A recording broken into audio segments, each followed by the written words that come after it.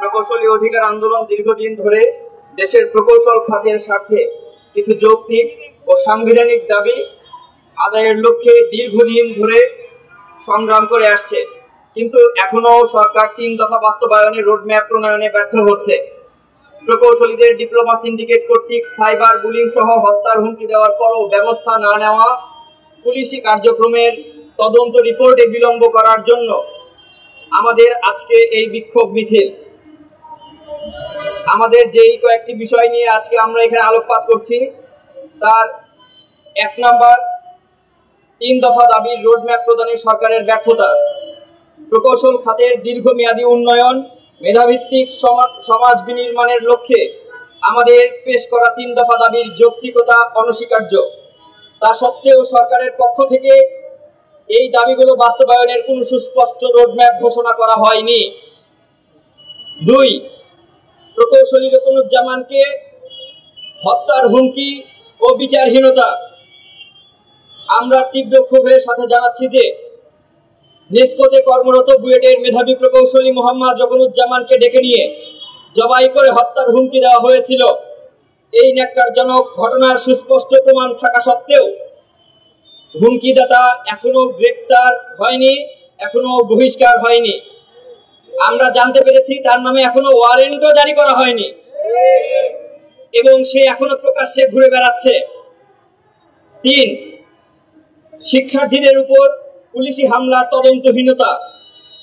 আমাদের শান্তিপূর্ণ আন্দোলনে অংশগ্রহণকারী শিক্ষার্থীদের উপর পুলিশের হামলার ঘটনা ঘটলেও এখন পর্যন্ত কোনো তদন্ত রিপোর্ট প্রকাশ করা হয়নি। এর বিরুদ্ধে কোনো দৃশ্যমান ব্যবস্থাও গ্রহণ করা হয়নি। 4, ডিপ্লোমা সিন্ডিকেটের অব্যাহত নৈরাজ্য। একটি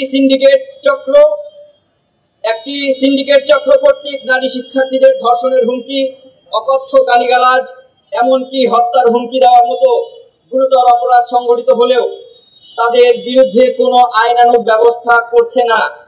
এমনকি আমরা সেই তথ্যগুলো পুলিশের কাছে শেয়ার করেছি যাতে এর জন্য দ্রুত ব্যবস্থা গ্রহণ করা হয়। তার ব্যবস্থা এখন পর্যন্ত আমরা দৃশ্যমান হয়নি, তার ব্যবস্থা গ্রহণ করা হয়নি। এই সকল অন্যায়ের প্রতিবাদে এবং আমাদের যৌক্তিক দাবিগুলো সরকারের কাছে পুনরায় তুলে ধরার জন্য আমরা এই বিক্ষোভ মিছিলের ডাক দিয়েছি। আমরা বিশ্বাস করি প্রশাসন আন্তরিক হলে, প্রশাসন চাইলে সন্ত্রাস নির্মূল করা সম্ভব। যেমন সম্প্রতি একজন নারী শিক্ষার্থীকে হুমকি দেওয়ার জন্য দ্রুত শনাক্ত করেছে এবং তার বিরুদ্ধে ব্যবস্থা নিয়েছে। আমরা প্রকৌশলী রকনুজ্জামানকে হুমকিদাতা সহ সকল সন্ত্রাসীর বিরুদ্ধে একই ধরনের জিরো টলারেন্স নীতি প্রয়োগের জোর দাবি জানাচ্ছি।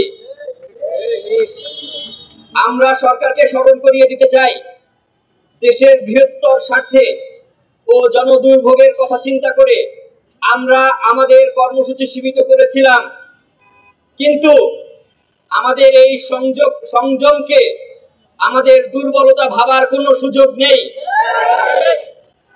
দাবি আদায় না হওয়া পর্যন্ত আমাদের সংগ্রাম অব্যাহত থাকবে এবং আমাদেরকে দুর্বল ভেবে যদি মনে করা হয় যে তারা রাজপথ থেকে উঠে চলে গিয়েছে, তারা সংগ্রামে নেই, তাহলে ভুল হবে।